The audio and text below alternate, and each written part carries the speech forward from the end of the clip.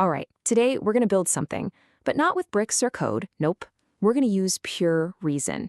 We're diving deep into the architecture of logic itself, exploring the incredible world of formal proofs.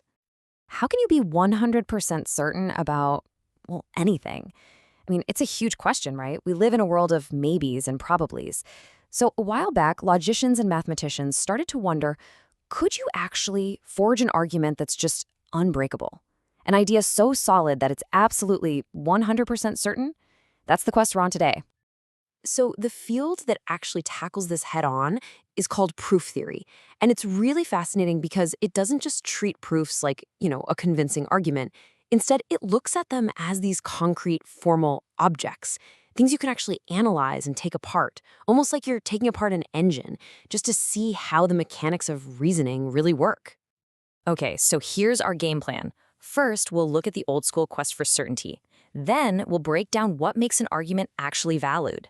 After that, we'll check out the machinery of proof, see a really surprising connection to a totally different field, and then wrap up by looking at how all this abstract stuff is shaping our world right now. Let's jump in. All right, section 1, the quest for certainty. And, this wasn't just some abstract philosophical idea. It was a very real historical mission to get past simple intuition and build a foundation on pure, unshakable mathematical rigor. The story really gets going in the 1920s with a mathematician named David Hilbert. He basically looked at the foundations of math and saw cracks. He wanted to rebuild the whole thing on unshakable ground. He envisioned this system that was so rigorous it could formalize everything, and even get rid of fuzzy concepts like the actual infinite. This hugely ambitious program really set the stage for pioneers like Ginson, who came along and developed the core tools we're still using. And ever since then, the field has just exploded. Okay, on to section 2, the anatomy of a valid argument. So we know people were chasing certainty, but what does that really mean? What is it that gives a proof its power? Well, proof theorists really zoom in on two deep problems. First up is validity. Like, what's the secret sauce that makes a logical step totally valid and basically forces us to accept the conclusion? Then there's identity. This one's tricky. If you and I write down two proofs, they look totally different on the page, but they end up at the same conclusion. Are they actually the same proof? Figuring that out is absolutely crucial if you want to understand the real essence of an argument. Which brings us to section 3, the machinery of proof. To even begin to answer those huge questions, logicians had to build some serious engines for deduction. So, let's pop the hood and take a look. So, to build these engines, logicians kind of split off onto two different paths. The first approach is called natural deduction, and it tries to model how we humans actually think, the intuitive, natural steps we take when we're building an argument. The other path, sequent calculus, is, it's a lot more like an engineer's schematic. It's not designed to feel natural at all. Its job is to let us perfectly analyze the deep structural properties of logic itself.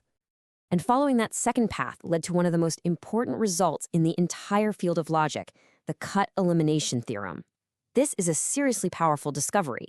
It basically says that any proof that has roundabout logic or unnecessary steps, logicians call these cuts, can be systematically simplified, boiled down into a direct, super clean proof.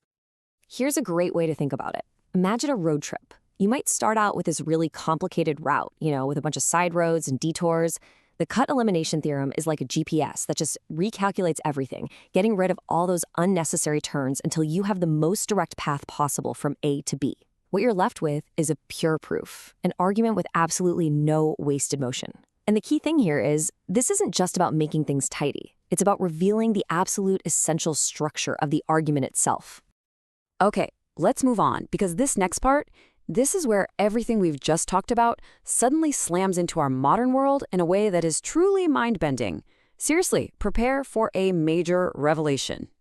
That's it. That's the big idea. Proofs are programs.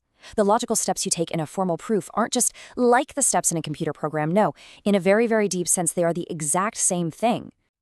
And listen, this is not a metaphor. This is a formal mathematical correspondence known as the Curry-Howard isomorphism. And what it does is reveal this stunning one-to-one relationship between the world of proofs and the world of computer programs. Just look at how deep this connection goes. A formal proof in logic, that's a program in computer science. A logical formula, something like A implies B, that corresponds to a data type. And hey, remember that whole cut elimination thing we talked about, where you remove all the detours to get a pure proof? Well, in the programming world, that's exactly what happens when you run a program.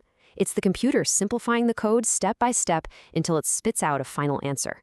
It's literally program execution. Okay, section 5, logic's expanding universe.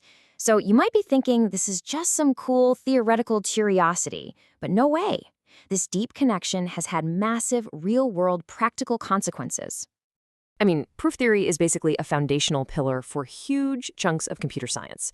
We're talking everything from designing more reliable programming languages all the way to creating AI that can automatically write bug-free code. It's also the key that unlocks exotic logics. These are logics for concepts like possibility or belief. And get this, it even gives us this radical new way to think about language itself, that a word's meaning isn't its dictionary definition, but just the set of rules for how you're allowed to use it. And believe me, that's not an overstatement. As the experts will tell you, the link between these two fields is incredibly deep and widely recognized. They pretty much grew up together, and they're still fueling each other's progress today. Think about it. What started as this philosophical quest for absolute certainty has turned into a practical engine for technological innovation. It's amazing. So that leaves us with this one powerful final thought. If a proof really is a program, and finding a proof is the same thing as writing a program, then the search for logical truth is really just a form of computation. And it kind of makes you wonder, right?